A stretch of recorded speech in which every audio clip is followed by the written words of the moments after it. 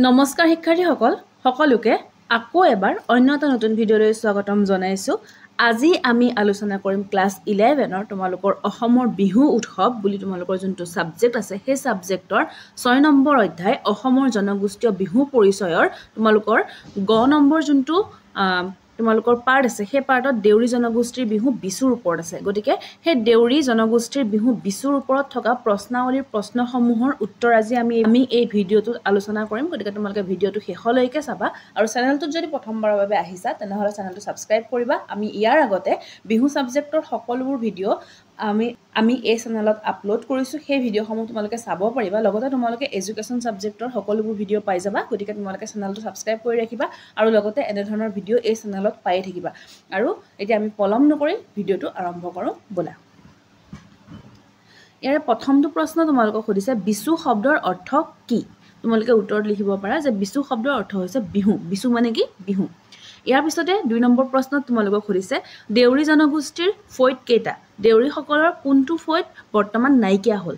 উত্তৰ তোমালোকে লিখিবা যে দেউৰী জনগোষ্ঠীৰ ফৈত হ'ল 4টা আৰু দেউৰীসকলৰ পাটৰ গঞা ফৈতটো বৰ্তমান নাইকিয়া হ'ল। ইয়াৰ পিছত 3 নম্বৰ প্ৰশ্নত তোমালোকক সুধিছে দেউৰীসকলে ধুতিক কি বুলি কয়?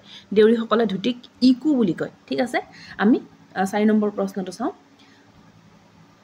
4 নম্বৰ প্ৰশ্নটো তোমালোকক সুধিছে চিৰি বিচু মানে কি? এইটো মই তোমালোকৰ বাবে এৰিছো কাৰণ তোমালোকে কমেন্ট নকৰা যায়, সেইকাৰণে এইটো মই তোমালোকৰ কাৰণে এৰিছো। তোমালোকে কমেন্ট বক্সত মোক জনাবা আৰু যোনে জানা কমেন্টত লিখিবা আৰু যোনসকলে নাজানা সেইসকলে কমেন্টটো পঢ়িবা। ঠিক আছে, ইয়াৰ 5 নম্বৰ প্ৰশ্নটো সুধিছে ইয়াৰ পিছত ৰাইজ বকত মক বুলিলে কি বুজা? ৰাইজ বকত মক বুলিলে কি বুজা? ৰাইজ বকত মক হৈছে ৰাজহুৱা ভোজ। ইয়াৰ পিছতে তোমালোকক 6 নম্বৰ প্ৰশ্নত সুধিছে বিহুতলিক দেউৰীসকলে কি বুলি কয়? বিহুতলিক দেউৰীসকলে বিচুকুলা বুলি কয়। ঠিক আছে, এইখিনিলৈকে বুজি পাইছা আৰু তোমালোকে ভিডিঅ'টোত এটা লাইক কৰিবা। তোমালোকে কৰা লাইকসমূহে আমাক ভিডিঅ' বনাবলৈ উৎসাহিত কৰে আৰু তোমালোকে কমেন্ট বক্সত কমেন্ট কৰি জনাবা তোমালোকৰ বাবে কেনে ধৰণৰ ভিডিঅ' লৈ আহিব লাগে। আৰু এতিয়া আমি পিছৰখিনি প্ৰশ্ন চাওঁ ব'লা।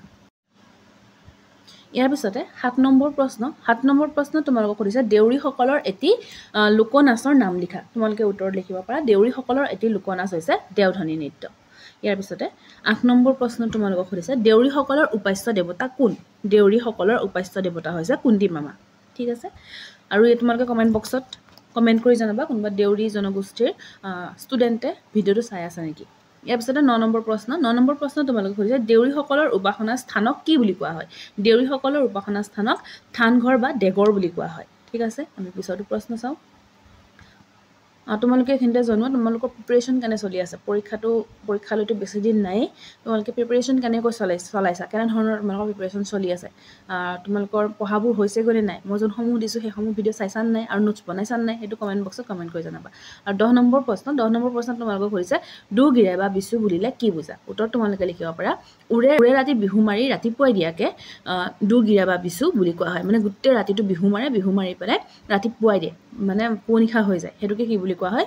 দুগেৰি বা বিচু বুলি কোৱা হয়। দুগেৰি বা বিচু বুলি কোৱা হয়। ঠিক আছে, আৰু এইটো আছিলে শেষৰটো প্ৰশ্ন। গতিকে তোমালোকে ভিডিঅ'টো চাই কেনে পালা সেইটো কমেণ্ট বক্সত লিখি জনাবা আৰু তোমালোকৰ বাবে কেনে ধৰণৰ ভিডিঅ' লৈ আহিব লাগে সেইটো কমেণ্ট বক্সত লিখি জনাবা। লগতে চেনেলটো ছাবস্ক্ৰাইব কৰি পেলাই বেল আইকনটো হিট কৰি ৰাখিবা যাতে তোমালোকে নটিফিকেশ্যনটো প্ৰথমতেই পোৱা। ঠিক আছে, আৰু সকলোবোৰ ভিডিঅ' তোমালোকে চাই ল'বা। লিংকটো মই ডেছক্ৰিপশ্যন বক্সৰ লগতে এণ্ড স্ক্ৰীনত লগাই দিম। আৰু তোমালোকে ভিডিঅ'টো ইমানলৈকে শুনাৰ বাবে ইমানলৈকে চোৱাৰ বাবে তোমালোকক বহুত বহুত ধন্যবাদ।